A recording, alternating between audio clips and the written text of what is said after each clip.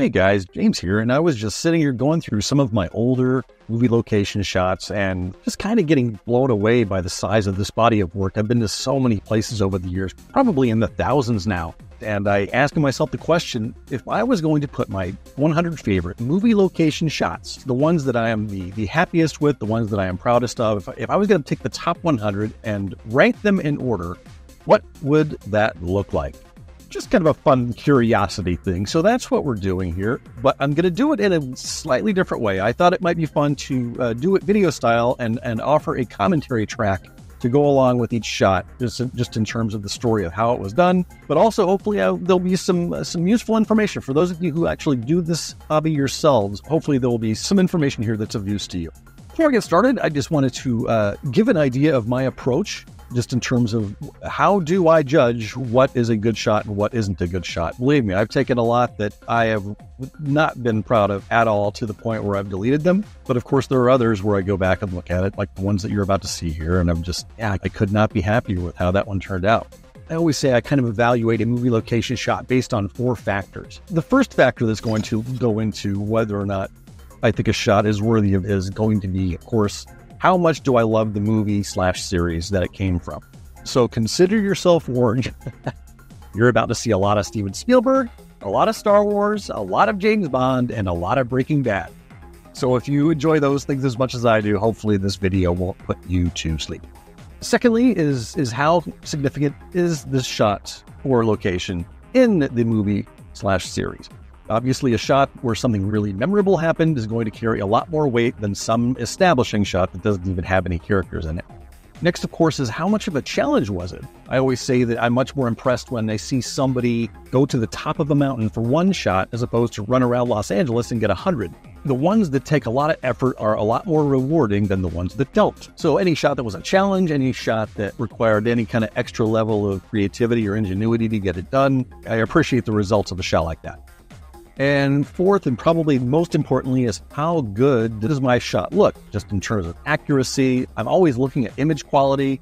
I'm always hoping the results will be a nice and accurately lined up, well lit, well exposed, nice, crisp image. Okay, and with all that being said, away we go.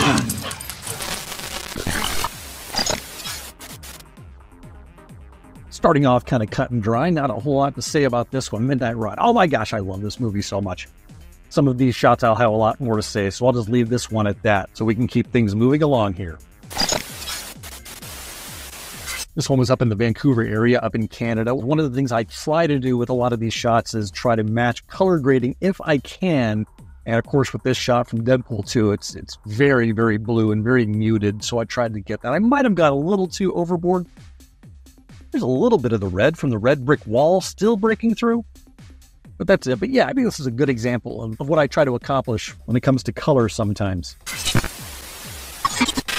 The Bridge of Spies, underrated Steven Spielberg movie in my opinion. I do wish I could have done a little bit better on this one, just in terms of positioning myself more properly to match a specific shot in the movie more perfectly, but sadly, this is a bridge that takes you in and out of Berlin in Germany.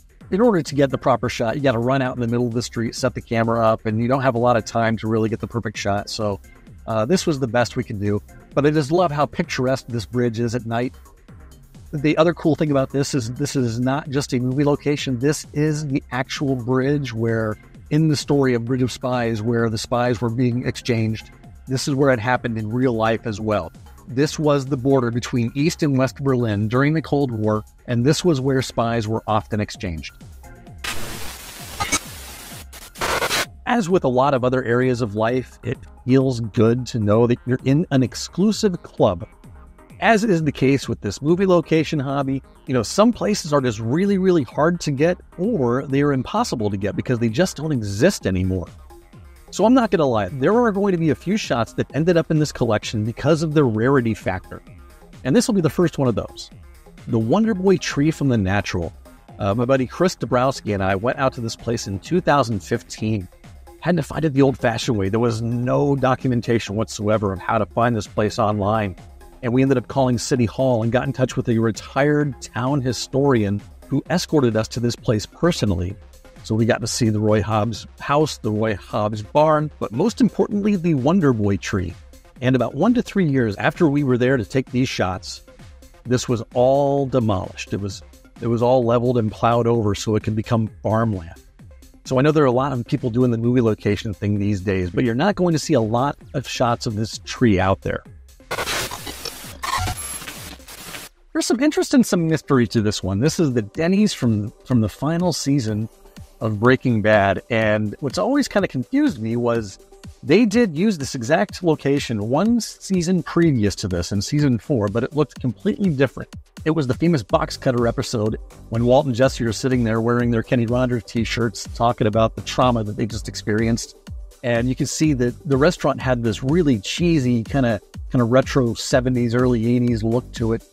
This guy in the foreground of this shot right here is sitting in the exact same spot where Walt sits 1 year later when he comes into Denny's as Mr. Lambert on his 52nd birthday. And then between seasons 4 and season 5, they completely remodeled it, made it just a nice, clean, less is more look that you see here. What's weird is they go to all the trouble to remodel the place, and then the place was demolished less than a year after that. So there wasn't a lot of opportunity to get these shots here at this Denny's location. The building's gone now. So once again, this is here partially because of the rarity factor. Okay, oh my, I guess the only thing I can really say about this one is just how much fun this location is. If you can imagine the Easter egg hunt aspect of movie location hunting being fun, you are correct. And this, to me, is the best location I've ever been to in terms of the Easter egg hunt. This canyon contains about 7 or 8 cool shots from Star Wars, if memory serves. And honestly, I had to resist going overboard by cramming them all into this list. So I'll just leave it at that. This location from Star Wars is just tons of fun to experience on the day of shooting. Okay, I get it. Nobody likes this movie. I don't like this movie, but I do understand and appreciate the cultural significance of having a scene where Clark Kent meets Bruce Wayne for the first time. So I love this shot for that reason. And of course, you got the Photoshop trickery where I stacked 2 shots together just so both characters can be represented. I don't usually geek out on wardrobe stuff, but I thought the t-shirts would be a fun little twist on this one as well. This here is, first of all, this shot is going to be the oldest on this list. I know that. This shot, oh my gosh, I took this 24 years ago. This picture is almost old enough to rent a car. But this is the this was the Holiday Inn in Navarre, Florida. I took this in 2000, and this Holiday Inn was destroyed by Hurricane Ivan in 2004, just 4 years later. And of course, that was before the whole movie location hunting craze ever became a thing. So this shot is rare among those of us that do this hobby. I love going macro. And by that, I mean, this is a great location in Vienna, Austria from The Third Man, and there are shots that widen out where you see the building that Joseph Cotten is hiding behind. And I did get those shots, but the thing I love about this one is just getting the camera right in there to the exact spot where the cat runs up on Orson Welles' feet. I think that is so cool. 2 in a row from Vienna, Austria, and this will be the first of several you'll see with my better half Andrea in it with me. This was the perfect shot to share with her. This is mostly here just because the shot looks so nice. Let me tell you, if you ever go to a place like Vienna, Austria, do not deny yourself the opportunity of seeing how beautiful it is at night. When doing these shots, it's often very important to me. Do day shots in the daytime, but do night shots in the nighttime, especially if they're as beautiful as this one from before sunrise. There's no way I would have added this shot to this collection if we shot it in the daytime. Macro once again. So Eric Hollander and I went to this location in North Carolina to go see the house from The Color Purple, and it's a pretty big property where there's this big wrought iron gate out front, and there are private property, no trespassing signs all over it. So we drove up and looked at all these signs, and we were wondering what to do. Gosh, I can't remember how we did this, but through a local phone directory, we found the phone number associated with this address. So we ended up calling to ask permission. The owners of this house were so appreciative of the fact that we did it that way. They invited us, they welcomed us. They said, wow, it is so nice that you called to ask. Most people just disobey the signs, they just go forward, they make themselves at home, and they do whatever they want. So lesson be learned. If you do things the right way, good things can happen. But back to this specific shot, I just think it is so cool that 30 years later, the carving on that tree is still there. So out of all the shots we came away with that day, this to me was the prize shot that we got. Neon lights are so photogenic. And then of course you have all those reflective surfaces from the stainless steel. I love the whole look and seeing Jimmy and Kim sitting in that booth from the outside. I don't know if this was intentional, but it reminds me of that painting Boulevard of Broken Dreams. It would not surprise me if that was intentional. But being able to get this shot with Andrea, if you aim high and you want something really specific, you do need luck. And we were able to place our camera right in the parking lot of this popular diner and thankfully not have the shot disrupted by other cars parking in the way or other people sitting in the restaurant. So yeah, I dig this one. I know I said establishing shots aren't that interesting, but I also do love shots that include special effects. Here you have this establishing shot from Indiana Jones and the Last Crusade, and it happens to be half matte painting, which matte paintings are always really cool. You hardly ever see those anymore because everything is done in the computer, but this was half matte painting. I also love this one because it's out in the middle of the countryside in Germany. I went there with Andrea, and it was also flopped. I'm not sure why they felt like they had to flop this shot, but there you go. Not a whole lot to say about this one. This one's pretty popular. If you love Star Wars and if you go to London, you take the tube to Canary Wharf. To get off the tube, you get this shot. Moving on. All right, here's another one that's in the really rare club. I guess the best advice that can be given as a result of this one is be fast. Get to these locations as quickly as you can.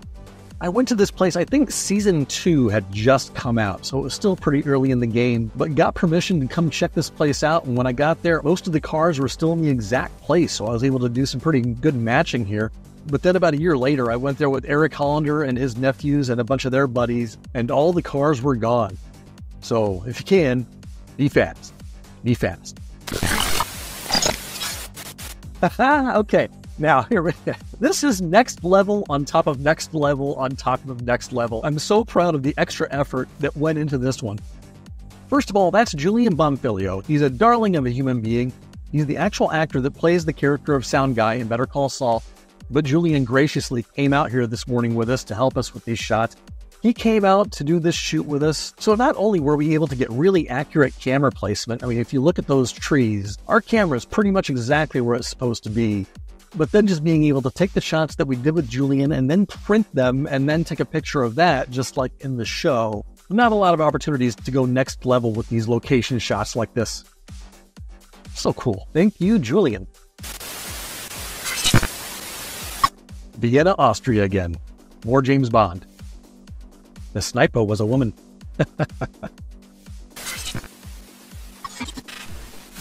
I'm not even that huge of a Trekkie, but kind of like the Batman versus Superman shot, I appreciate the historical uniqueness of the one scene where Captain Kirk and Captain Picard were in action together. Combine that with just how beautiful this place is, and yeah, this shot makes the list. Oh, there's my buddy Jason Slater. He's the one that introduced me to how awesome the show Peacemaker is. So he and I went up to the Vancouver area just to get these Peacemaker shots, and this one is on this list specifically for one reason. Not only are we in the right place, not only is our camera in the right place, but sometimes you get so lucky, even the sun is in the right place. So you can see our shadows here are in the same direction as the shadows of the reference shot. So when I saw that was the case, I thought I'd have an extra little bit of fun and Photoshop eagerly into our shot, since the shadows match.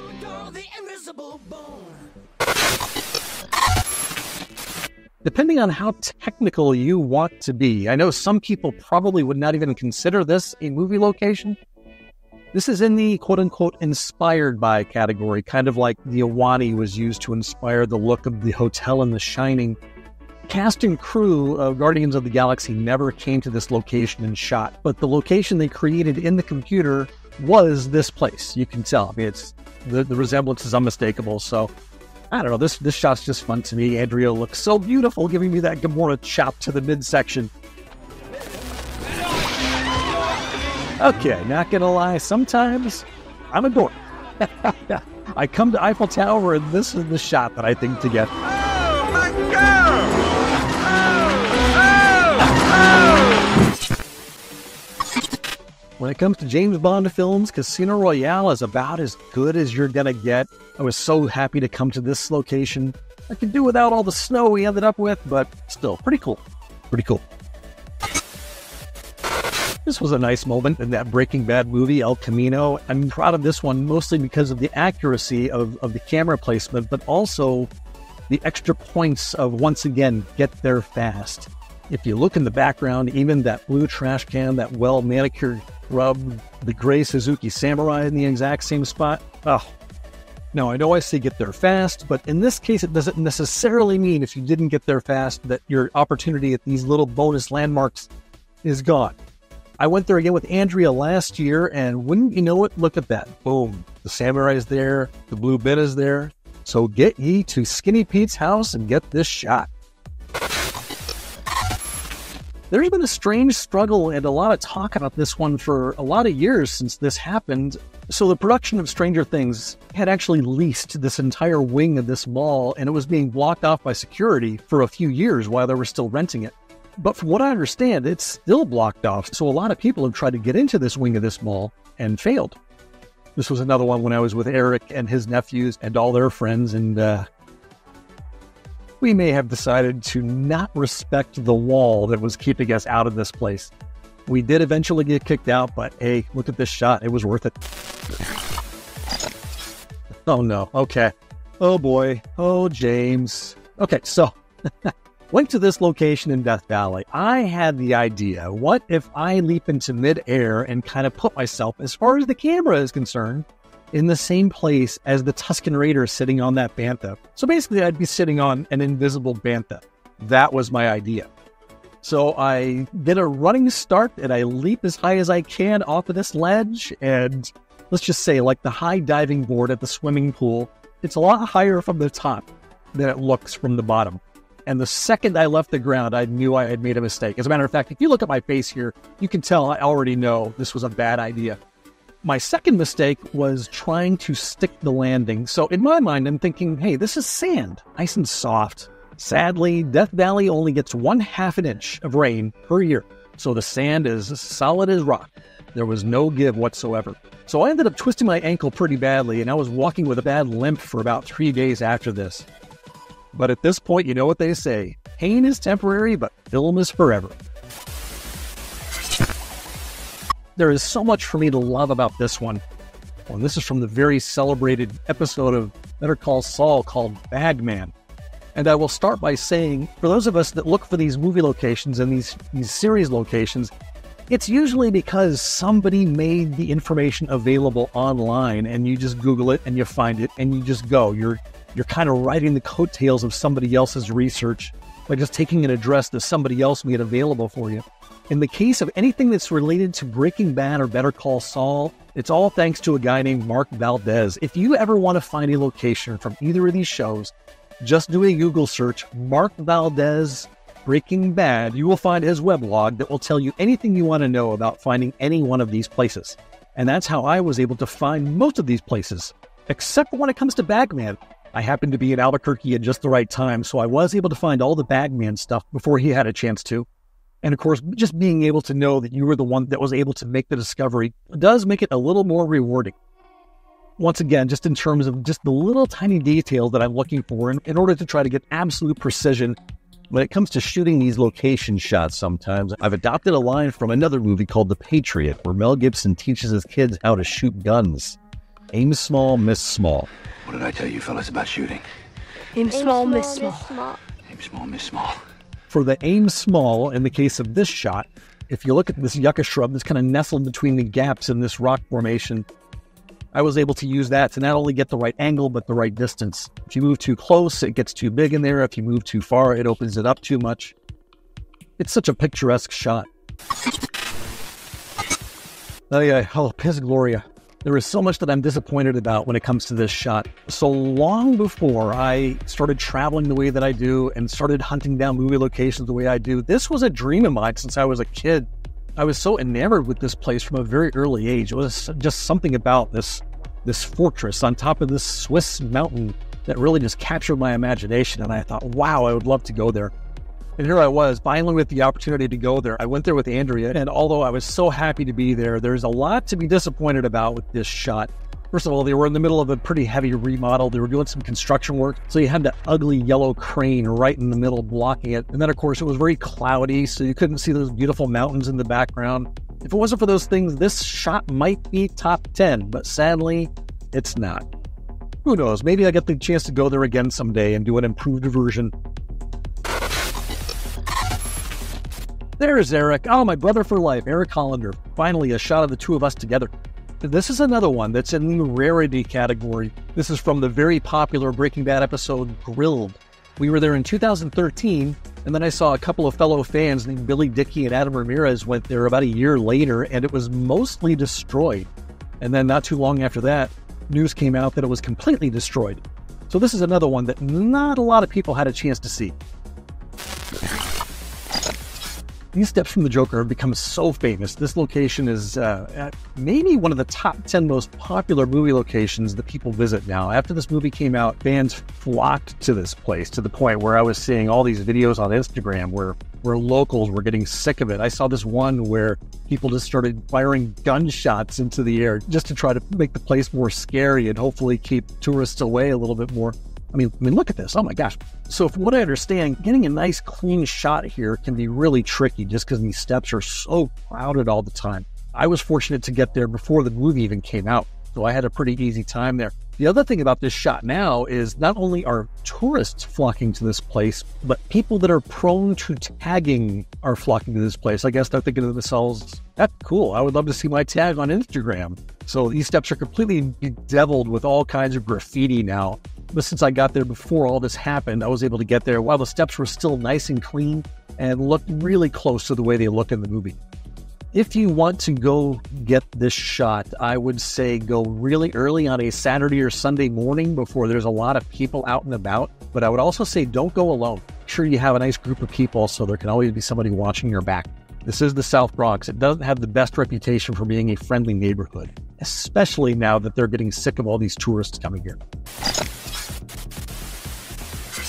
Oh man, this is the ultimate get there fast shot. I'm just going to go ahead and point it out to you. Look at this anthill. Even this anthill was still there by the time I got there. I think I got there about a month after the movie came out, which was fast enough to get there while this anthill, of all things, was still there. I couldn't believe it. And yes, that is a functioning anthill. There were these giant red ants everywhere. I had to watch my step pretty intently while getting these shots. Oh yeah, punching Kurt Reed, Cliff Booth style.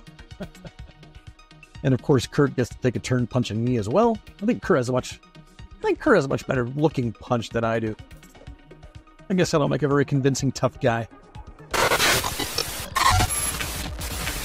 Oh, look at Tilly Masterson up there. So yeah, that is the actual rock where Tilly Masterson was trying to shoot Goldfinger from. The one thing I will say about getting this shot in this location is you do have to put yourself in harm's way a little bit. The road is narrow with these blind curves and there's no safe place to park. There's no safe place to walk. So keep your head on a swivel if you're going to attempt to make it to this spot. I will also say further up the road here, there is a spot that does have a safe turnout, and there's an actual sign that says James Bond Street, and it's claiming to be the spot where the Goldfinger stuff was filmed. Sadly, it's really not even close. So if you think a sign that says James Bond Street is cool, stop and check it out. If finding accurate screen-used locations is your priority, don't waste your time. Stay focused on the coordinates that I'm providing for you here. And we went to this pretty cool location in Paris from Moonraker. And as is often the case with these locations, it's not enough to go to the tunnel. You got to go to the exact spot in the tunnel. Andrea and I met up with a popular location hunter on Instagram named Alexis. Had a great time with him. I'll be sure to put his handle on screen so you can follow him. But the aim small in the case of this shot was being able to focus on this support beam and this trestling outside the tunnel. By focusing on lining those up in the same way, we were able to get a pretty nice, accurate match here. First of all, that's Sean East there with me. Poor Sean is no longer with us. And may God have mercy on any miserable rat bastard weasel soul that ever said an unkind thing about Sean East. He was just the sweetest human being. We miss him so much. So at first blush, you might be thinking, it's pavement. What's so great about that? It could be anywhere. Well, not so fast. Look at the details. I've seen a lot of Breaking Bad fans get shots in this location and do this pose where Hank and one of the Salamanca cousins are lying bloody there. The only thing is I don't think I've ever seen anybody know exactly where in this parking lot to do it or even looking in the right direction. Thankfully, if you look at the details, there are some helpful markers. If you look at the reference shot in Breaking Bad, you can see the cracks in the concrete that form a certain shape. Since then, this parking lot has been treated and all the cracks have been patched up. The thing is, you can use the patches to determine where the cracks used to be. So you can compare the pattern the cracks made and the pattern that the patches now make and line them up pretty nicely. The GPS coordinates that I've put on screen for you here are this exact location. Be sure to use them and that'll get you started. Then to do this shot, you just need to get some elevation out of the camera. Now what Sean and I did was we had his son hoist the camera way up on a tripod with a timer and just wait for the shutter to snap while the camera was in its elevated position. This was before drones became a thing. Now that we do have drones, utilizing one of those might make this easier. I would say the camera has to be maybe 12 feet off the ground, roughly. But yeah, this one is a challenge, but you can still get this shot. Pretty cut and dry here. I just like the way this one looks. Moving on. This is one of my favorite scenes in Breaking Bad. After this long struggle with Gus Fring, Walt and Jesse finally beat him. Just about to set the super lab on fire, they swagger their way across the laundry room floor before they trip the fire alarm. Just looking badass and victorious. Oh, I love it. From what I understand, this industrial laundry just closed somewhat recently. So if you are able to somehow find a way into this building, all that equipment's gone now. That building has been completely gutted in favor of some new business that might start using it. So a lot of the equipment that you see in there that's helping this shot match so well isn't there anymore, unfortunately. I love this shot with me and Andrea. We even did the wardrobe thing on this one. Like I said earlier, I don't often concern myself with wardrobe, but we did go that extra mile with this one. The one thing I will say about this one, if you do location hunter stuff and you want to do a shot that's in a restaurant or a public business of some kind, the strategy I use as often as possible is get there the second they open, get set up quickly. Hopefully you can get your shot before there's a bunch of other people in the background ruining it. So thankfully we went to this place in Albuquerque right when they opened and they were very gracious allowing us to move tables around and we were able to get this shot just before the place filled up. I'm afraid I can't be extremely helpful as far as precise coordinates on this one. This is just one of those situations where I had very basic information to go by and I just started driving up and down all these back roads in the desert outside Sedona, Arizona. And as you can see, I found it, but I don't know where I was exactly. If you want to find this spot, you'll have to do what I did and go to a place called Boynton Pass, which is just a few minutes outside of Sedona, I recall. Just look for these mountain formations and use them to find your way there. If you do find this exact spot and come up with coordinates, I would love for you to share those, please.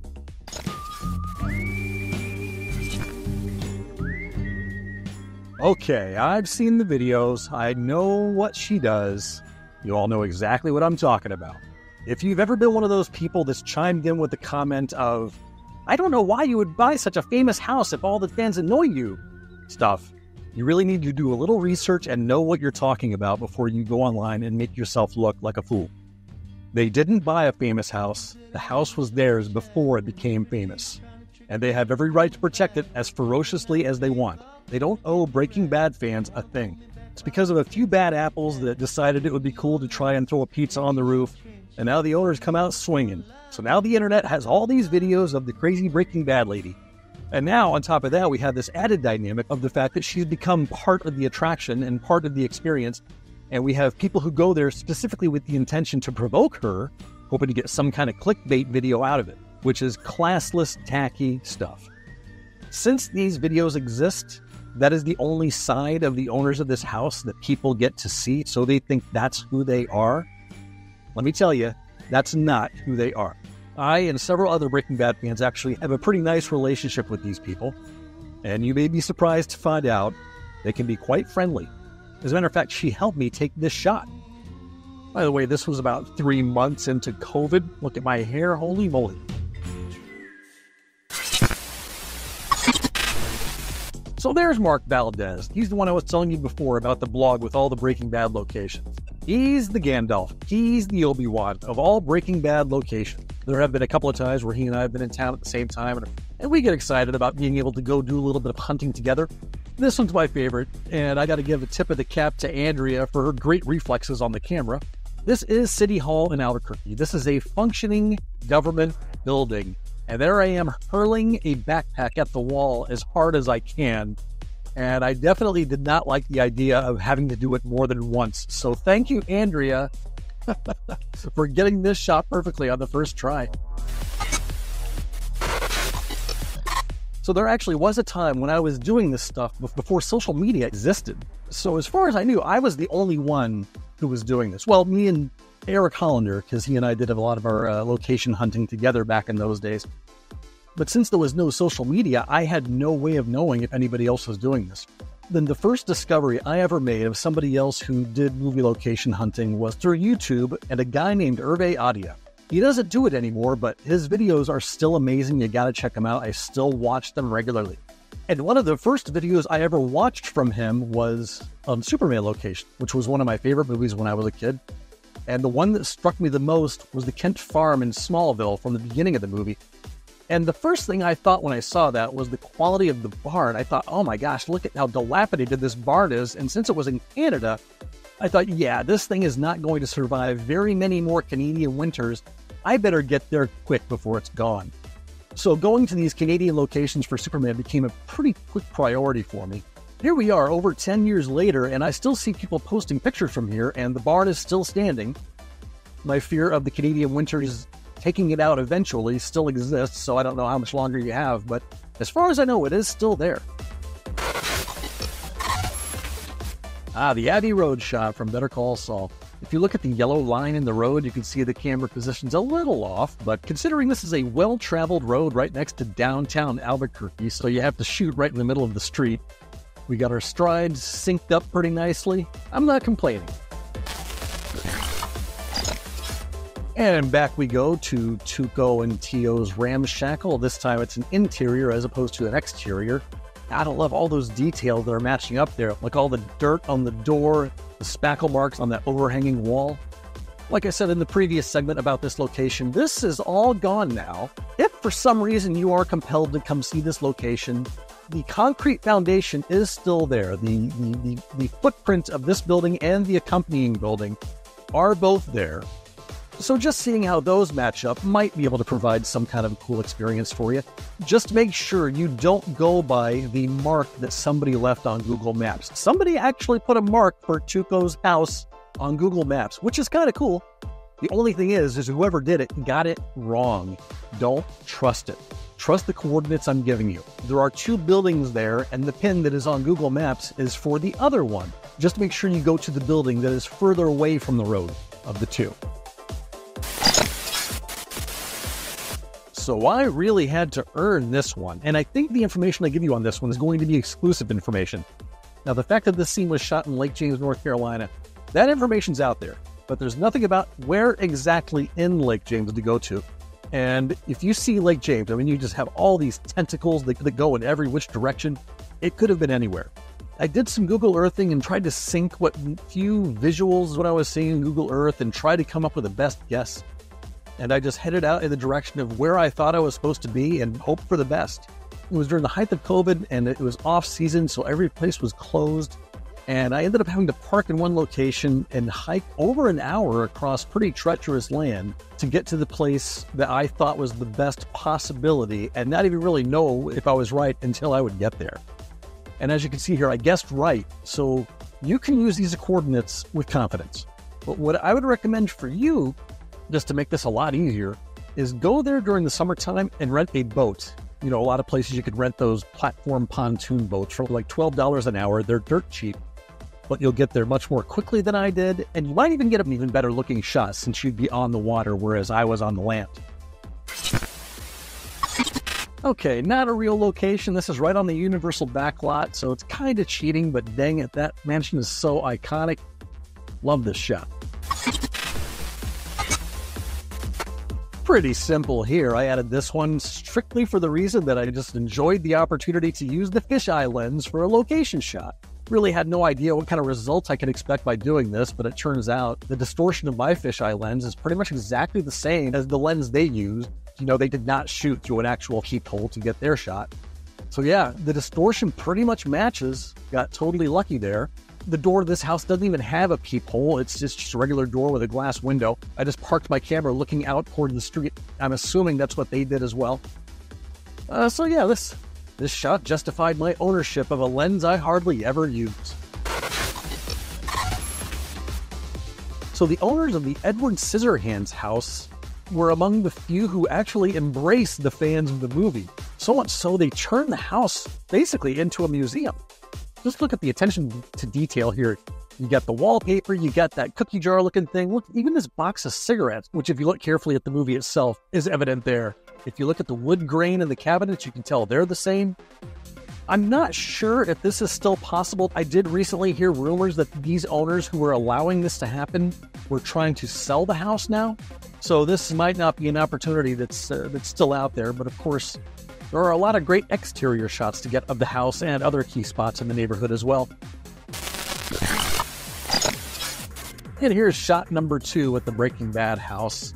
Of course, the one that everybody thinks of is the pizza shot, and I had to at least throw one in there of the first time I saw the house, back when it still looked the way it looked in the show, before the owners changed the color and turned it into Fort Knox. Now this is pretty special. Not only a great location for a great scene in a great movie, but the actual vehicles from the movie were just left sitting there. And it's just the perfect movie with the perfect scene for this kind of thing to still be available. Remember, The Fugitive came out in 1993, the same year as Jurassic Park. And that was when the big CGI revolution was really starting to explode. So I always think of this train wreck of The Fugitive and some of the stuff James Cameron did on Titanic as the last great big practical effects before everything started turning into computer animation. You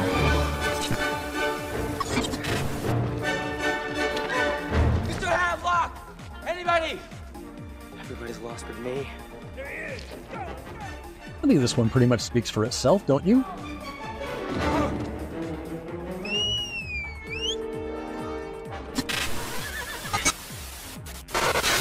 And here we are at the halfway mark.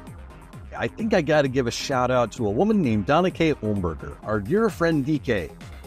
Donna K is like the mayor of Albuquerque. She knows she's so connected. And Andrea and Donna K and I happen to be in the right place at the right time and talking to a friend of hers who is also a mutual friend of the owners of the Schrader House. She heard all about what we do. She put in a good word for us, and next thing you know, voila, an invitation was arranged. So we arrived, we got a few shots, she told us a bunch of stories. There's Donna K right there.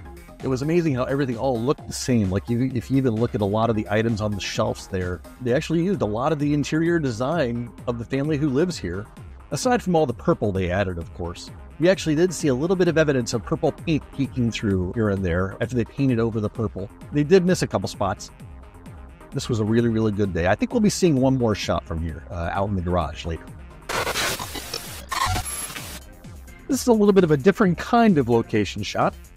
Oh, I so miss the days when learning about how a movie was made was as fascinating as the movie itself. I mean, Jaws, Close Encounters, Apocalypse Now, obviously Star Wars. So what a treat it was when Kurt Root and I received, at least at the time, what was a very rare invitation inside the building of what used to be the original Industrial Light and Magic during the making of the original Star Wars. Here you can see matching up with the shot of Richard Edlund doing some motion control work on the Millennium Falcon. There's another angle of Joe Just working on the Falcon. There's Kurt. But oh man, yeah, this picture. So much of my childhood is being made very happy with this picture. The place where they did the effects for Star Wars. My nipples are hard. You're gonna laugh, but I have to ask. This. Believe it or not, I found this on my car. Up there with Say My Name and I'm the One Who Knocks. Tread lightly has got to be the most quoted line of Breaking Bad. So naturally, the fact that we have shots in that location got to be somewhere on this list, right? Maybe your best course would be to tread lightly.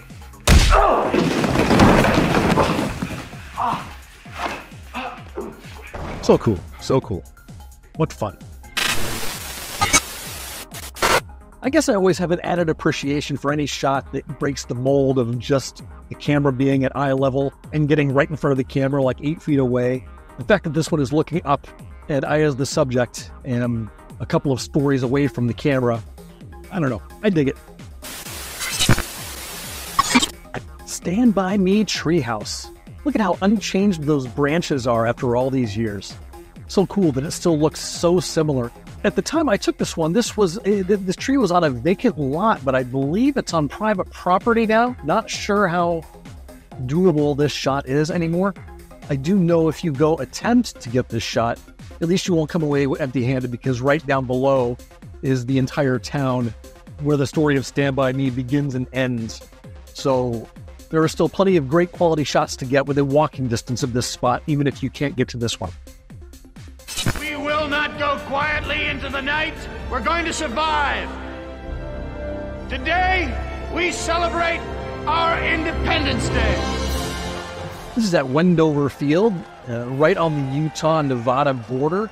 And the awesome thing about this is you can come away with quite the haul if you visit this airport. Tons of stuff from Independence Day, Con Air, and the Philadelphia experiment, all filmed here. So this shot is here primarily because of how nice this shot of Andrea looks. There are shots of me in this location, but Andrea's the star of this one. I mean, come on. Kim Wexler incarnate. Andrea and I were at this location doing shots in the daytime at ground level, and we noticed not one single artifact out on the balcony, so we talked to management about it, and it turns out the apartment was between tenants at the time. So I guess you could say we signed a one-day lease. There's one of the other angles that was featured up on this balcony. Yeah, this was a fun time.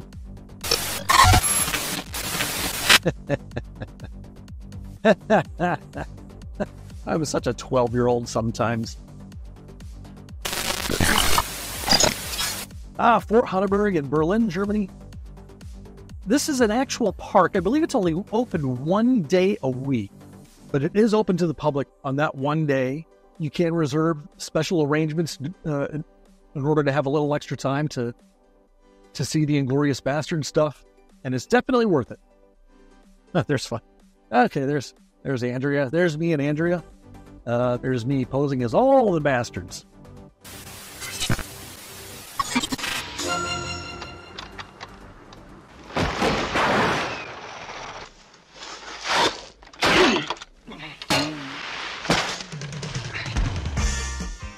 You would think that I would have learned my lesson back when I took this shot, but apparently not.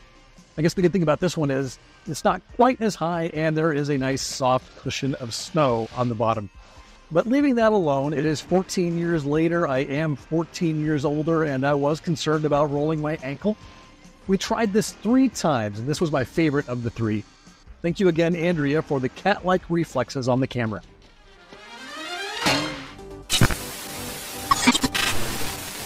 If you didn't see Nobody, you should do yourself a favor and see it. It's a good, fun, nice, quick, digestible action movie with tons of style. This was by far my favorite shot and possibly my favorite scene in the movie, so this was the shot to get.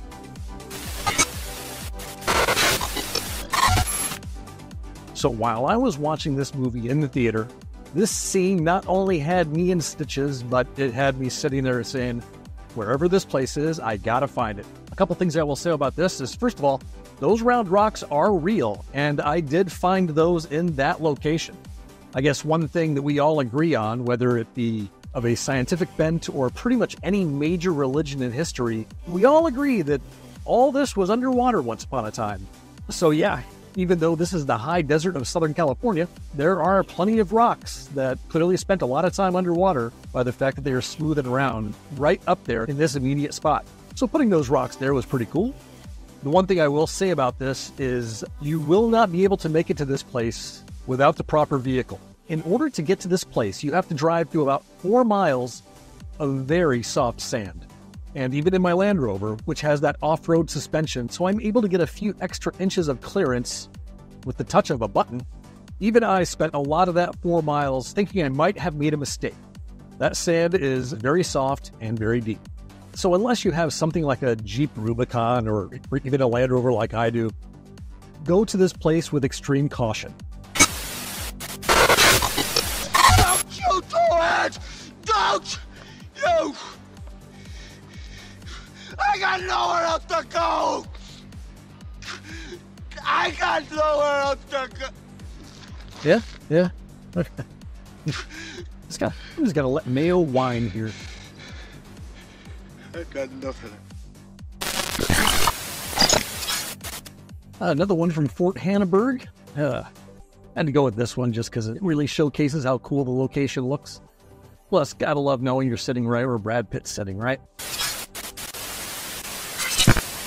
I think most people who know this bridge are pretty amazed at how lucky we got to get this shot without a bunch of people in the background ruining it. Not so fast. It's not luck, because here's what most of our shots look like straight out of the camera.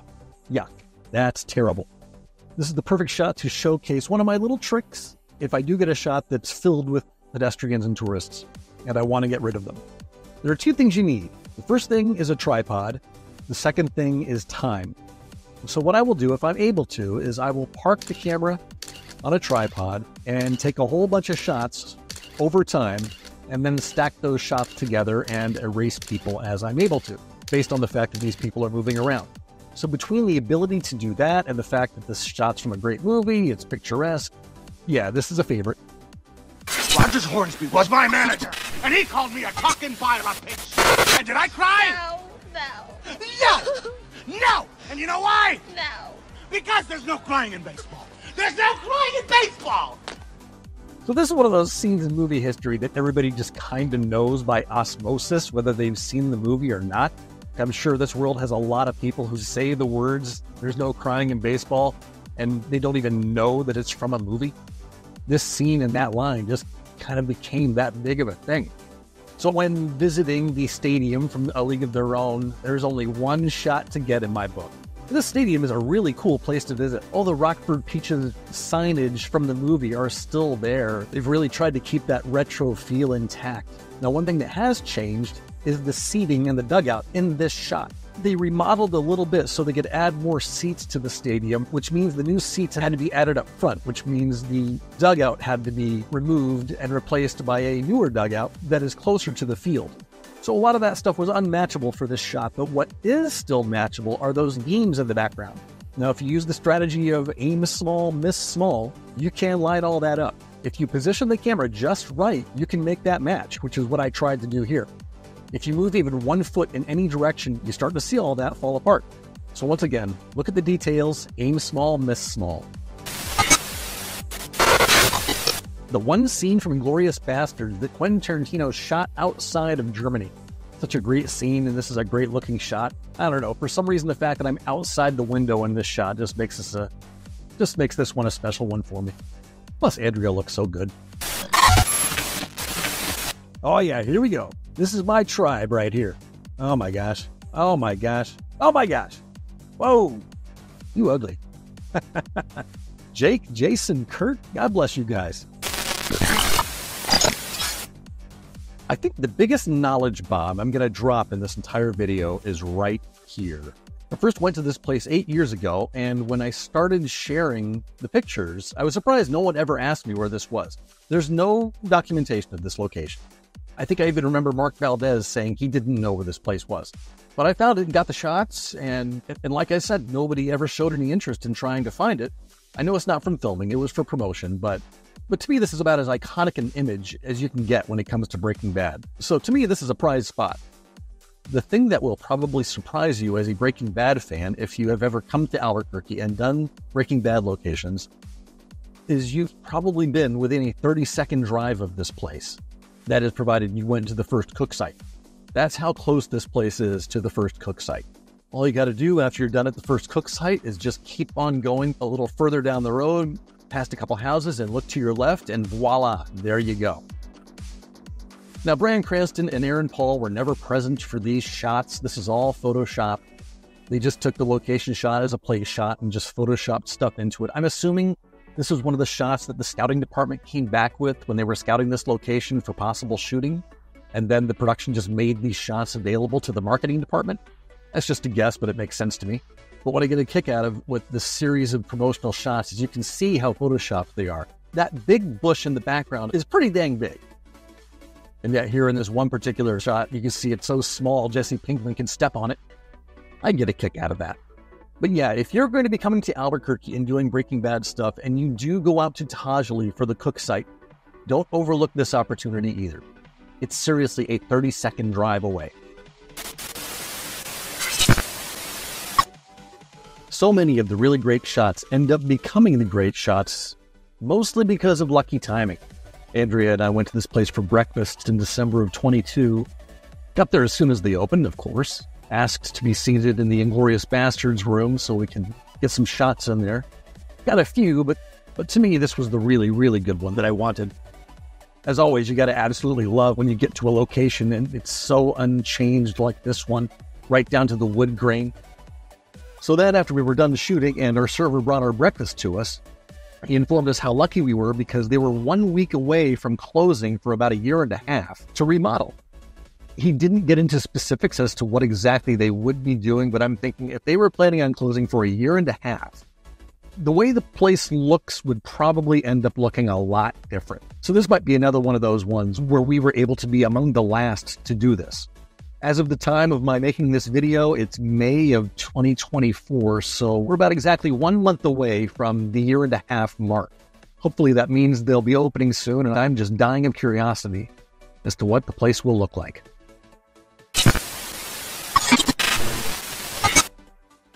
Putting aim small, miss small to good use in this shot of Devil's Tower.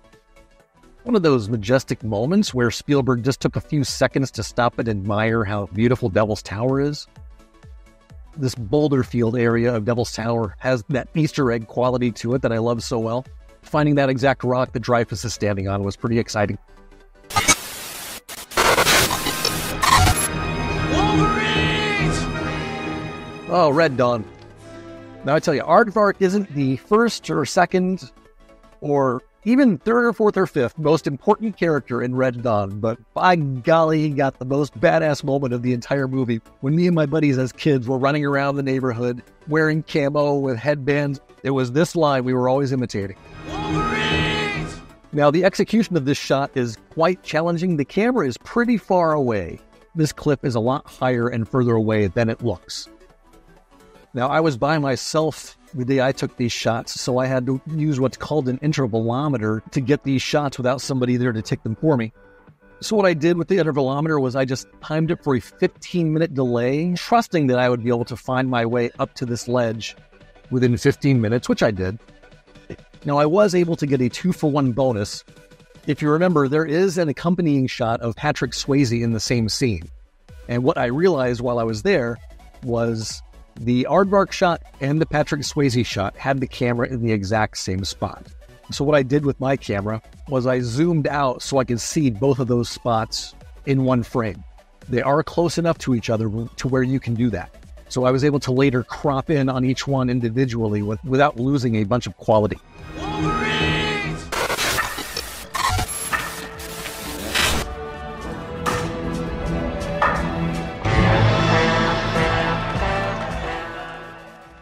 You had to have heard about the Bear Jays. There's really not much more to say about Fort Honaberg. The coolness here kind of speaks for itself, right? What I will say about Fort Honaberg, though, if you want to do this, don't just show up and expect to be able to have all the time and freedom that you want. This place is open to the public, but only 1 day a week, and that's Saturdays. Even then, the areas of access are kind of limited.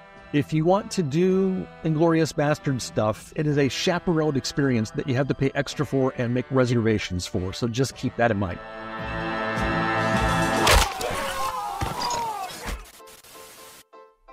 Now this was quite an experience. The first thing you need to know about this one is Monument Valley isn't entirely open to the public.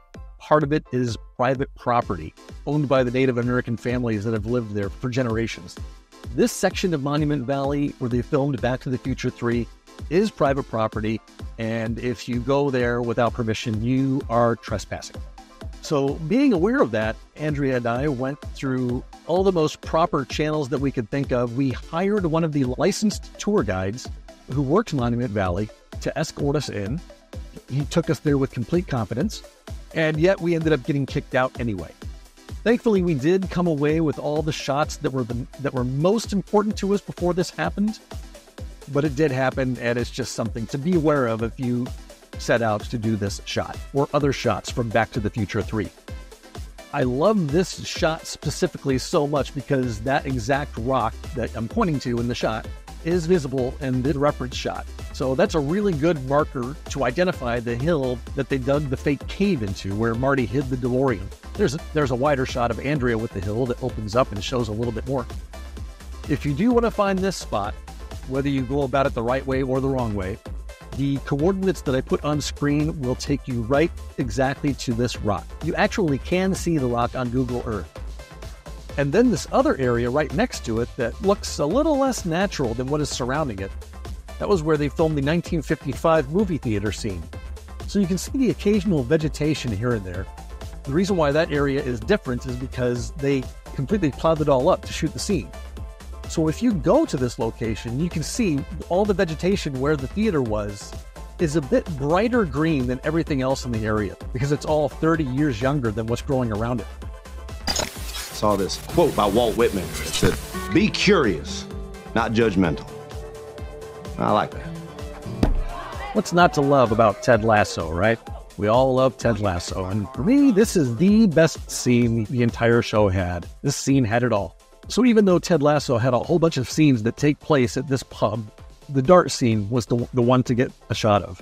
What makes this extra special for me is I got to share it with Justin Wilkinson, a guy who I call my British twin. He's one of the OG location hunters. So it was cool to have this place as like our first location hunting adventure together. We went to this place, timed our arrival for the second they unlocked the doors, of course, and got our shots. There's Justin's. And we will be seeing one more Ted Lasso shot with Justin Wilkinson coming up shortly. That's a tease. Barbecue sauce.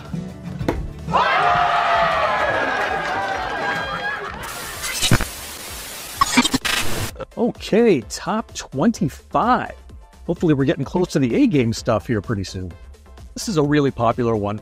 A lot of location hunters love to do this shot, so there's not a whole lot to say. Just love it. Finally, Jaws. I'm sure a lot of you who know me well have been wondering where the Jaws shots are. I'd say most people associate me with Jaws more than anything because of the shark that's still working. And you would think there'd be a lot more Jaws on this list. The thing is since Jaws is one of my favorite movies, I got a lot of these shots done a long time ago. It was before smartphones. Let's just say the bar for accuracy was a lot lower then. So I look at my Jaws shots now, and I'm pretty unhappy with a lot of them, believe it or not. Hopefully someday I get to go there and I redo all my Jaws shots with the level of precision that I try to get now. But this is one of the shots that I love, and this is one of the ones that is no longer possible. This hospital was pretty heavily remodeled after this.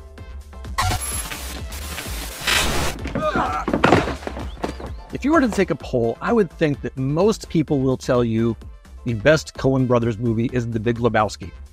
That seems to be the most popular one. For me, it's Oh Brother, Where Art Thou all the way.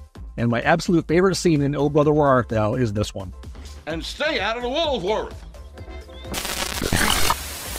There's a shot together with Justin Wilkinson. Justin, if you're watching this, I hope you do a video like this. You're probably the one person I know of who does this hobby who has 100 shots that I'm jealous of. So if you did a video like it would be pretty great. But this is possibly the most accurate shot I've ever taken. There's a lot of aim small, miss small stuff in here. I'll tell you another strategy that I use to try to get accurate camera placement if I can. So this is a perfect example of how I can show you what I'm looking at when it comes to really trying to get the perfect lineup. Essentially what I do, if it's possible, is I will look at the right side of the frame and the left side of the frame. If you can find something in different depths on both sides of the frame like that and line them up, it kind of makes a triangle with the camera, and that will tell you that you not only have a good angle, but you have the right distance as well. So in the case of this shot, first of all, nothing moves. That bench is fastened to the ground. Those phone booths are fastened to the ground. Even that trash can. These trash cans in London, there is a cavity in the ground that the trash can is lowered into. So you know those don't move. They're always exactly in the same spot. So if you look at where that trash can is in relation to the windows behind it, if you look at where this armrest on the bench is in relation to the phone booth, the only way all those things can happen at the same time is if your camera is the same distance away. Another great shot of Devil's Tower from Close Encounters. This is the final shot of the actual Devil's Tower in the movie. Everything after this in the movie is either a miniature or a soundstage. Oh, nightmares. Nightmares. Nightmares. Now this place was an experience. This shot had me losing my mind for a while. I went to this location in 2015, very excitedly. Got to this spot, started looking around. Nothing looked quite right. There was just something off about it. I knew I had to be in the right spot, but nevertheless, things weren't really matching up. I couldn't figure it out, so I figured, well, I guess I'll just do the best I can do when I started shooting.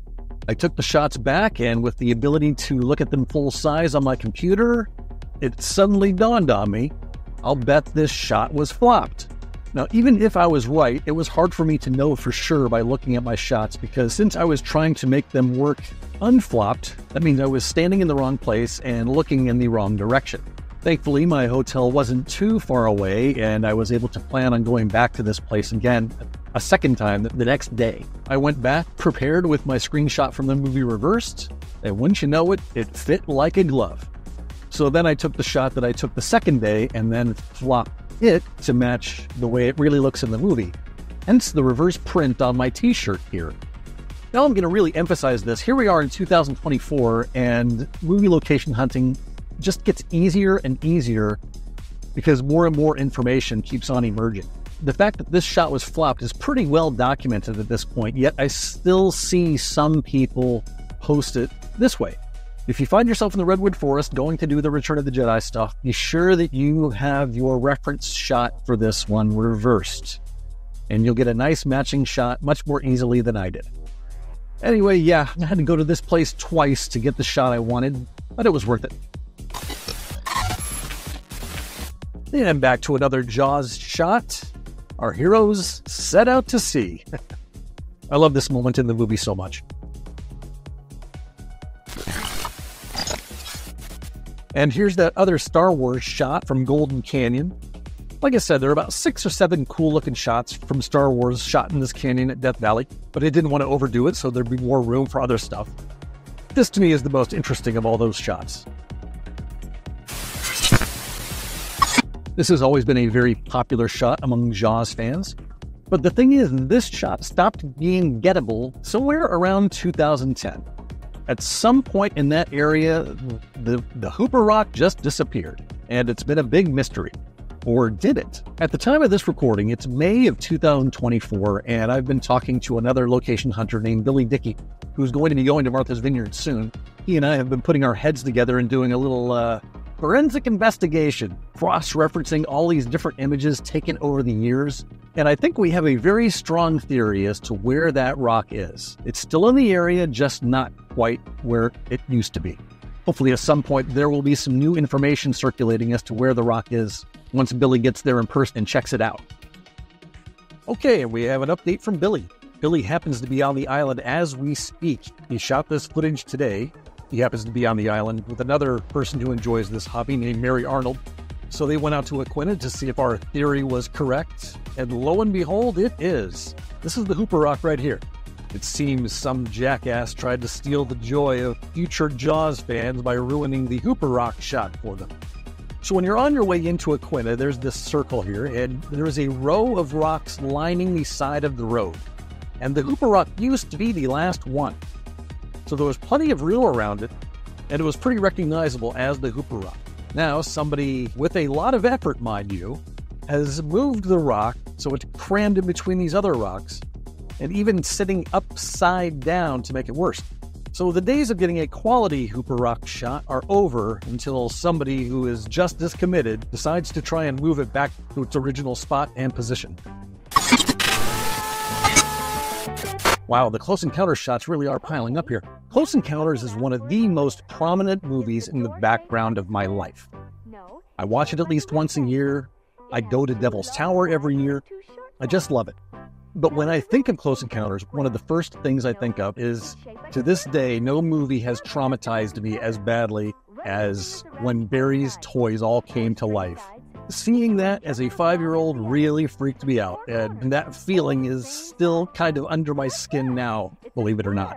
So being able to get inside the Geiler house was really, really cool. There's a bit of a narrative surrounding this house right now. As of right now, as of the past several decades, it has been all by itself on a very large piece of land, just like you see in the movie. But now a giant real estate development is going up, and for a while there was talk about destroying this house, but now it seems it is going to be saved so it can be relocated. If that happens, this shot may continue to be possible in the future. It would just depend on the new owners and how friendly they plan on being with fans showing up at their house. Oh, Star Wars. Such a great shot in the movie. Went there with Eric and Glenn. But the thing I will emphasize about this one is, if we're doing aim small, miss small, it's not good enough just to go to the dunes. You got to go to the exact right part of the dunes. The main feature we were focusing on to try to get our shot to match up perfectly is this one crest that you can tell is a little bit closer than the rest of the mountain range behind it. So you know moving around will change the position of that crest in relation to everything else. If you look at this mountain range from the spot where you park to visit the dunes, you can't even see that crest. You have to go pretty far out into the dunes and then pretty far to the left to get that crest to emerge and become visible. So if you go to these dunes, just keep your focus here and keep on walking until it matches. Close Encounters again. So I seem to recall, back in the day of my early 20s until well into my 30s, every year when I would watch the Oscars, once the Best Cinematography category would roll around, you would always have this montage set to narration talking about the value of what great cinematography brings to a movie. And along with that narration, you would always have this montage of great shots and movies throughout history that served as examples of great cinematography. And I just remember this shot always being in there every year, and justifiably so. Now, as I just explained with the Geiler house, as of right now, the word is this house will continue to exist, albeit in another location. The thing to take note of here pertaining to this shot is, at least when I was last there in 2020, that door is the same exact door. And that's significant because that door was really focused on because you had that one shot of the light, the beam of light coming through the keyhole. So yeah, same door, same doorknob, same keyhole. If you get to this house, check the door and see if it's still the same, because if it is, that's really, really cool to me.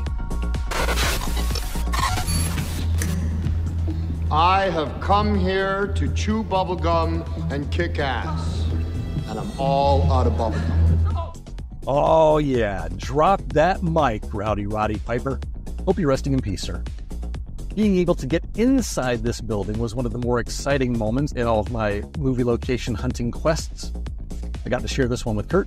There are a lot of They Live fans in this world, and I see a lot of location hunters getting They Live shots, but I don't see a lot of this one. I'm not sure how lucky we were being able to get inside this building. The fact that I don't see a lot of fans getting this shot is maybe a lot of fans aren't even trying, but we got in pretty easily. So yeah, if you're a They Live fan and you find yourself in downtown Los Angeles getting location shots, be sure to pull on these doors and see if they open for you. Back to Piz Gloria. Okay, so remember I said that the Piz Gloria visit was somewhat of a disappointment because of the crane and because of the clouds. That pertained only to the exteriors. The interiors were pretty cool, and this is my favorite of all those. A lot of people go here. I don't believe I've ever seen anybody try this particular shot, though, so I was excited about trying something a little unique, and I, once again, have to give Andrea mad props for getting the shot perfectly. She fit me right in that hole. Top 10. Drum roll time. Okay, here we are. Look at this. Look at this. Inside Roy Neary's house. Are you kidding me? Went to this place with Eric Hollander in 2011, and man, got inside the house. So many great scenes happened here, but in the visual sense, the one to really try to get was the one where Roy, who's gone completely insane, has perfected his Devil's Tower inside the house. I especially love that that gray wooden paneling is still the same stuff on the wall there. Love it. Speaking strictly from a photography standpoint, this shot of Andrea and myself in front of these glass blocks in Better Call Saul might be my favorite shot of all time. Just in terms of getting the color and the exposure almost exactly the same as the show. It's such a great shot in the show. So this was another treat. So another promotional shot from Breaking Bad. Some of you might want to disqualify these shots because they aren't actually in the show. But man, they're pretty famous images created for the show, and it's a location, so I'm going with it. This is another one that's been a very difficult one for a lot of people. Eric Hollander and I were here. We did the old, what I call Mission Impossible style. A couple of fences and a couple of gates, and you know, just a little sneaking around is required to make it into this place. The thing I especially love about the fact that we got these shots and we got them when we did is look carefully at those windows back there. I drive by this building every year, and every year I look at these windows and I can always see more and more of them have been punched out by people throwing rocks or bottles or whatever from the street. So those windows would look a lot different now. But Eric and I were here 2 weeks after the show stopped airing. And remember, the final season of Breaking Bad was shot in 2 halves, and the All Hail the King images were created specifically for the second half. So given the fact that that season aired over a span of 2 months, I'm going to guess this image was created maybe 4 months before Eric and I were there. So the windows that are intact in the official image are intact in our shots. I'm especially happy about that. Another shot up at Furka Pass. Remember, we have the Tilly Masterson shot up top there, up on top of that rock, looking down. But this one I think is even better, mostly because I really got the accuracy that I was hoping for. Just look at the rocks. After 60 years, those rocks are unchanged. Good stuff. As I said in that previous shot at Furka Pass, if you choose to get these shots, do it with caution. This road is very narrow and there's a lot of traffic. So always keep your eyes moving. This amazing shot kind of speaks for itself, doesn't it? As with a few of my previous shots, Andrea and I took these shots of each other with the phone hoisted way up on a tripod looking down. But you might have an easier time with it if you have a drone. I don't recall seeing any no drone signs at this place. So if I had my drone at this place, that's what I would do. So this one is near and dear to my heart just because of the extra ingenuity of how we went about simulating the appearance of the uphill climb that Jimmy is doing in that promotional shot of Better Call Saul. I did this with Sean East, and he and I went out there 3 mornings in a row and did this thing over and over and over again, hopefully to finally get one that was acceptable. This may be the busiest thoroughfare in all of Albuquerque that is not an interstate. This is Central Avenue. This actually is part of what used to be Route 66. It's a very busy street. So in order to minimize problems with traffic, since we do happen to be shooting right in the middle of the street, is we wanted to get there, at the crack of dawn. Thankfully, this was summertime, so that means the sun rises very, very early. So there we were, right in the middle of Central Avenue, and the idea was to stand as rigidly as possible and fall over in that straight position and then catch our fall at the last possible second and hope we can just get a shot where the camera snaps at the exact right time while the move to catch our fall looked as close as possible to the way Jimmy looks. And for the most part, I think the idea worked. I think these look really cool. I love the camera accuracy. I mean, if you look at this cluster of telephone poles and the traffic lights and even these telephone wires, we rushed where the camera's supposed to be. Now, Sean and I, as the subject in the shot, I now see we should have been a little further away. But the camera is right where it belongs.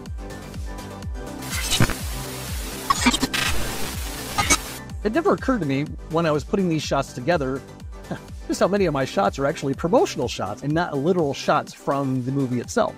But I don't care. This is cool. On Her Majesty's Secret Service is one of my favorite Bond movies of all time. Justin Wilkinson and I did this one together. There's Justin's version. I got to give him a lot of credit because we got the camera parked in the right place, but Justin really did an amazing job of directing my pose to what it needed to be. So thank you, Justin. This was another one where we had to do the stacking trick. I mean, my gosh, look at these people. What a mess. It's so wonderful, the freedom and flexibility that a whole bunch of shots on an unmoving tripod can give you.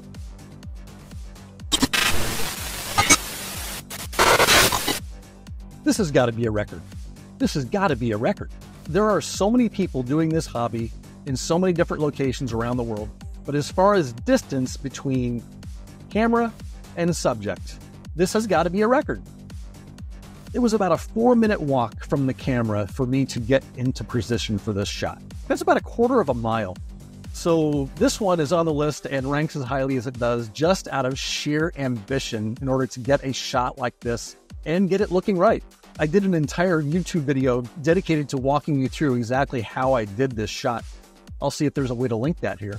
But essentially, I just had my camera sitting up on this cliff, and I had an intervalometer going, and the camera was just shooting and shooting and shooting a photograph every 4 seconds while I was down here, and I just did minor adjustments to my position, hoping I'd be standing in the exact right spot for at least one of the shots. And this is the result.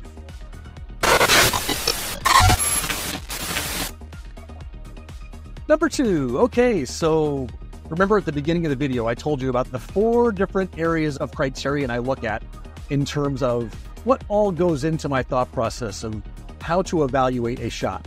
And this one just checked all the boxes. This is the very first shot of my very favorite movie. It's in Hawaii.